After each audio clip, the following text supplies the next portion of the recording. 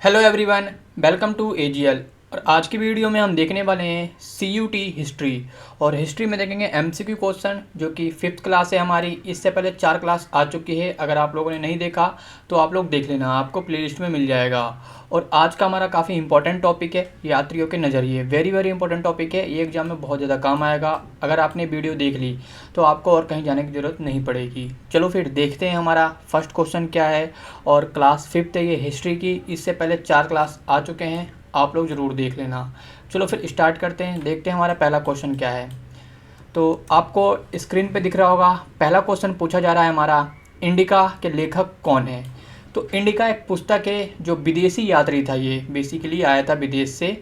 तो उसने लिखा था, भारत में आया था और ये आया था चंद्रगुप्त के दरबार में। आपने पढ़ा होगा मौर्य साम्राज्य, तो उसी के टाइम पे आया था ये। तो लेखक था, तो इसमें ऑप्शन दिख रहे होंगे आपको, कौटिल्य, मगस्थनीज, अलबरूनी, या इनमें से कोई नहीं। तो इसका राइट आंसर हमारा बन जाएगा मेगास्थनीज। वेरी वेरी इंपॉर्टेंट है, ध्यान रखना। मेगास्थनीज ये बाहरी यात्री था और भारत में आया था ये जब चंद्रगुप्त राजा हुआ करते थे। तब इसने भारत के बारे में लिखा था, यहाँ के समाज के बारे में लिखा था कि भारत का समाज कैसा है, यहाँ की अर्थव्यवस्था के बारे में लिखा था, अर्थव्यवस्था, राजनीति के बारे में लिखा था इसने, यहाँ की राजनीति कैसी होती है। और मंदिर हो गए, यहाँ का जो भी आर्किटेक्चर था उसके बारे में लिखा, मतलब काफ़ी कुछ लिखा था अपनी पुस्तक में, जो कि इंडिका में लिखा गया था। तो इसका राइट आंसर है हमारा B option, Megasthenes. Very very important है, ध्यान रखना। डायरेक्ट क्वेश्चन आ सकता है, ये क्वेश्चन पूछ सकते हैं और इसका राइट आंसर ये हो जाएगा। और कौटिल्य, ये कौटिल्य कौन थे, तो ये मौर्य साम्राज्य जो था, जो मौर्य डायनेस्टी था उसके प्रधानमंत्री थे। और इन्हीं के कारण चंद्रगुप्त राजा बना था। चंद्रगुप्त कैसे राजा बना था, इन्होंने बहुत ज़्यादा मदद करी थी उनकी, चंद्रगुप्त की, तभी राजा बना था। ठीक है, ध्यान रखना। तो इसका राइट आंसर बी ऑप्शन है इस क्वेश्चन का। तो आगे बढ़ते हैं, देखते हैं अगला क्वेश्चन क्या है हमारा। अगला क्वेश्चन पूछा जा रहा है, अलबरूनी किसके साथ भारत आया। तो ये किसके साथ भारत आया, तो दोस्तों मैं आपको बताना चाहूँगा कि जब भी भारत पर आक्रमण हुए हैं, तो जो आक्रमणकारी होता है उसके साथ ना कुछ कवि आते हैं या कुछ लेखक आते हैं। तो उसी तरह अलबरूनी आया भारत में, तो किसके साथ आया, तो आया था महमूद गजनी के साथ। इसने भारत पे आक्रमण करा, फिर इसके साथ ये आया, ये कुछ लेके चलते थे, काफ़ी लोगों को लेके चलते थे। और फिर ये भारत में आया और भारत के बारे में इसने बहुत कुछ लिखा। उसी तरह जैसे इंडिका पुस्तक में लिखा था मेगास्थनीज ने, तो इसने भी लिखा भारत के समाज के बारे में, समाज कैसा है, राजनीति कैसी है यहाँ पे, अर्थव्यवस्था कैसी है यहाँ पे, मंदिर कैसे हैं यहाँ पे, लोगों के बारे में लिखा इसने, लोग कैसे हैं यहाँ पे। तो काफ़ी कुछ लिखा था अलबरूनी ने। तो ये किसके साथ आया था, ये महमूद गजनी के साथ आया था। इंपॉर्टेंट है, ध्यान रखना। क्वेश्चन डायरेक्ट पूछ सकता है यहाँ पे, बिल्कुल भी घबराना मत। और मोहम्मद बिन कासिम, मैं आपको बताना चाहूँगा इसके बारे में। मोहम्मद बिन कासिम, इसको ऐसा माना जाता है कि ये पहला अरब आक्रमण था। ये पहली बार इसने अरब से आक्रमण करा था भारत पे, और सफल आक्रमण करा था इसने 712 में भारत में, देखो। और इसी समय यहाँ पे जो मुस्लिम आक्रमणकारी है इसके बाद आना स्टार्ट हुए। देखो मुस्लिम तो पहले भी आए थे यहाँ पे, क्योंकि हमारा व्यापार होता था अरब से पहले भी होता था, तो उस तरह यात्री आते जाते रहते थे, पर आक्रमणकारी नहीं आए थे। तो मोहम्मद बिन कासिम पहला आक्रमणकारी था जिसने भारत पे आक्रमण करा था अरब से। और आपको मैं बता दूँ, ये जो अरब में राजा था उस समय, उसने भेजा था इसको। तो ये आया और 714 में वापस भी चला गया था। तो ये कुछ डेट याद रखना, ये मिडिवल हिस्ट्री का बहुत इंपॉर्टेंट टॉपिक है, तो ये क्वेश्चन बनते रहते हैं। ठीक है, तो इसका राइट आंसर मैं आपको बताना चाहूँगा, अलबरूनी किसके साथ आया था भारत, तो ये महमूद गजनी के साथ आया था। ध्यान रखना, नो डाउट, यहाँ पे कोई डाउट नहीं होना चाहिए। अगला क्वेश्चन देखो, अलबरूनी किस भाषा का जानकार नहीं था। इसमें देखो जानकार नहीं था ये पूछा गया है, मतलब उसको कौन सी भाषा नहीं आती इनमें से। यूनानी हो गया, हिब्रू हो गया, सीरियाई हो गया, या संस्कृत हो गया। तो आपको पता होगा हिब्रू भाषा इजराइल में बोली जाती है ज़्यादातर, वैसे बोली तो बहुत जगह जाती है, बट हाँ इजराइल में बोली जाती है ज़्यादातर भाषा ये हिब्रू। जैसे भारत में हिंदी बोली जाती है उसी तरह इजराइल में हिब्रू भाषा बोली जाती है। और तो किसका जानकार नहीं था, तो ये था यूनानी भाषा का जानकार नहीं था। तो जो अलबरूनी था किसका जानकार नहीं था, किस भाषा का, यूनानी भाषा का। ठीक है, ध्यान रखना। तो इसका मतलब क्या है, बाकी भाषाओं का जानकार था, हिब्रू का जानता था, सीरियाई जानता था, संस्कृत जानता था। तो इन 3 भाषाओं का जानकार था, ये 3 लैंग्वेज थे इसके जो पकड़ थी इसकी, बट यूनानी का जानकार नहीं था। ध्यान रखना, इंपॉर्टेंट है, क्वेश्चन डायरेक्ट बनता है यहाँ से। अगला क्वेश्चन देखो, इबन बतूता किस देश का निवासी था। तो डायरेक्ट देश के बारे में पूछ लिया यहाँ पे, तो स्टैटिक है वैसे, तो इसका आंसर आपको पता ही होगा, पुर्तगाल, मोरक्को, मिस्र, फ्रांस। फ्रांस का हो नहीं सकता, मिस्र का है नहीं, पुर्तगाल का भी नहीं है, तो इसका राइट आंसर क्या होगा कमेंट करके बताओ। इतना तो मैंने बता दिया, तो मोरक्को का था ये। कहाँ का था? मोरक्को का था। इंपॉर्टेंट है, ध्यान रखना। इब्न बतूता ये विदेश का था और ये भारत आया, और इसने भी भारत के बारे में बहुत कुछ लिखा, जैसे कि किताबें लिखते थे, लेखक थे ये। तो यहाँ का समाज, फिर से मैं बता रहा हूँ, समाज, अर्थव्यवस्था, राजनीति, यहाँ के मंदिर हो गए या धर्म जिसे कह सकते हो आप, धर्म के बारे में लिखते थे ये लोग। लोगों के पास लिखते थे, कृषि कैसे करते हैं उसके बारे में लिखते थे, तो बहुत कुछ लिखते थे ये लोग। तो मोरक्को का निवासी था ये, तो राइट आंसर हमारा बी ऑप्शन है। ओके, देखते हैं अगला क्वेश्चन क्या है हमारा। अगला क्वेश्चन पूछा जा रहा है, भारत में सती प्रथा का आंखों देखा हाल किसने प्रस्तुत किया था? मतलब कि भारत में जो सती प्रथा होती थी, अब सती प्रथा क्या है पहले आप ये जानो।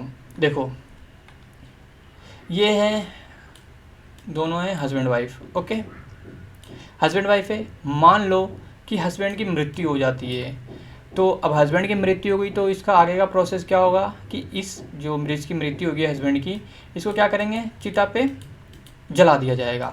ठीक है, ये तो मर गया, मृत्यु हो गई, इसको जला दिया जाएगा। बट उसी के साथ इसकी महिला को भी जला दिया जाएगा जो कि जीवित है। इसको बेहोश करके, कुछ भी करके, ज़बरदस्ती बैठा के जला दिया जाएगा। कुछ महिलाएं होती थी जो अपनी मर्ज़ी से जल जाती थी, ऐसा हुई हैं, बहुत सारी महिलाएं हुई है जो अपनी मर्ज़ी से जल जाती थी, बट कुछ को ज़बरदस्ती जलाया जाता था, तो इसी के साथ जला दिया जाता था यहाँ पे। ठीक है, सती प्रथा ये होता है। और भी बहुत कुछ था, जो रूढ़िवादी थे लोग, वो लोग करते थे ऐसा, बट आज के टाइम पे बहुत कम देखने को मिलता है।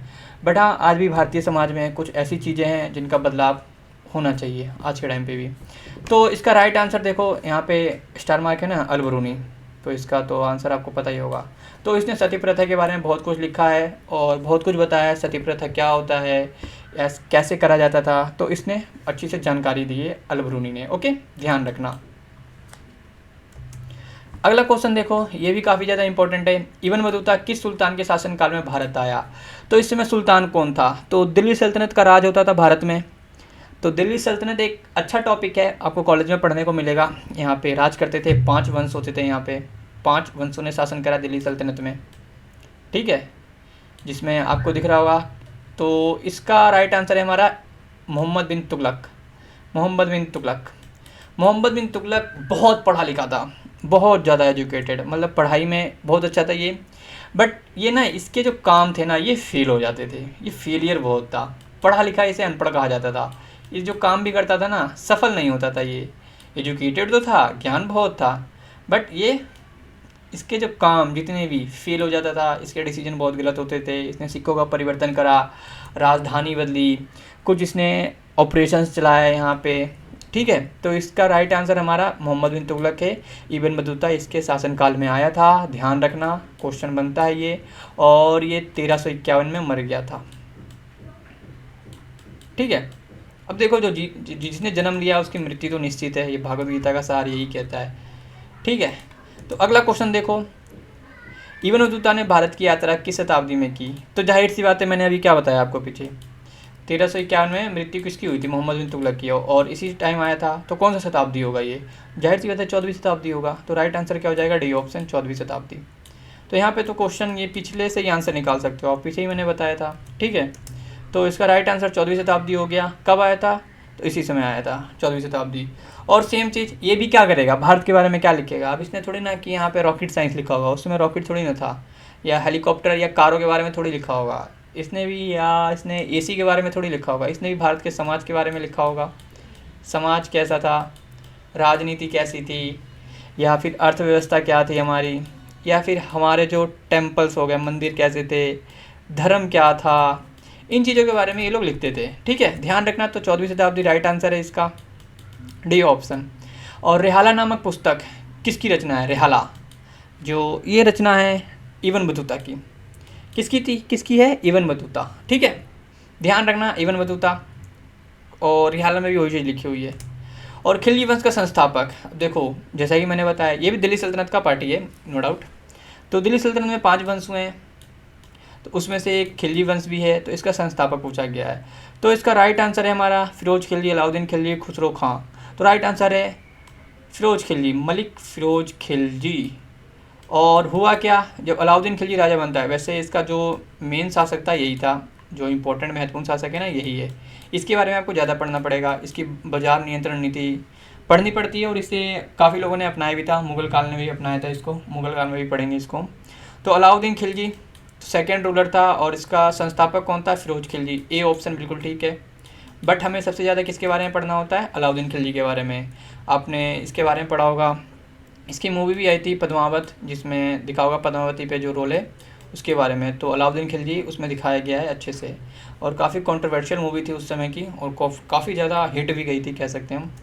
अगला क्वेश्चन देखो, दिल्ली सल्तनत की पहली और अंतिम महिला शासक। तो महिला शासक पूछा गया पहली और अंतिम, तो एक ही है, रजिया सुल्तान।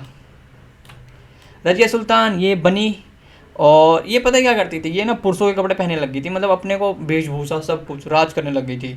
तो रजिया सुल्तान एक लीडर थी ये, और अपने काम करे थे, इसने कई सारे परिवर्तन कर दिए थे अपने साम्राज्य में, पूरी तरह से अपनी सल्तनत में। तो रजिया सुल्तान इंपॉर्टेंट है, ध्यान रखना।